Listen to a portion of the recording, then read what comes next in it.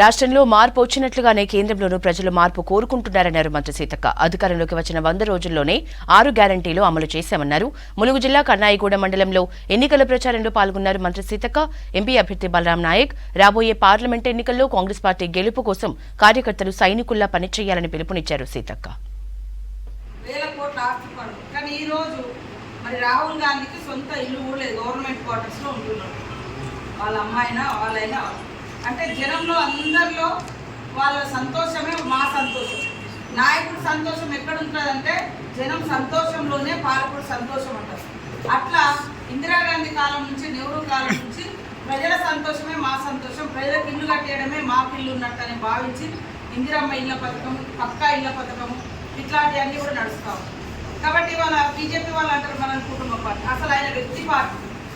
దాదాపుగా ఇప్పటికి అంతకుముందు 15 సంవత్సరాలు ముఖ్యమంత్రి చేసింది, ఇప్పుడు 10 సంవత్సరాలు ప్రధానమంత్రి. ఇంకా అవసరమైన 25 ఏళ్ళ నుంచి మోడీ గారు ఉన్నాడు పదవులలో. మరి వీళ్ళు 30 ఏళ్ళ నుంచి 35 ఏళ్ళ నుంచి ఏ పదవులలో లేకుండా ప్రజల మధ్య ఉన్నారు. కాబట్టి వాళ్లకు మన నాయకుడికి ఉన్న తేడా.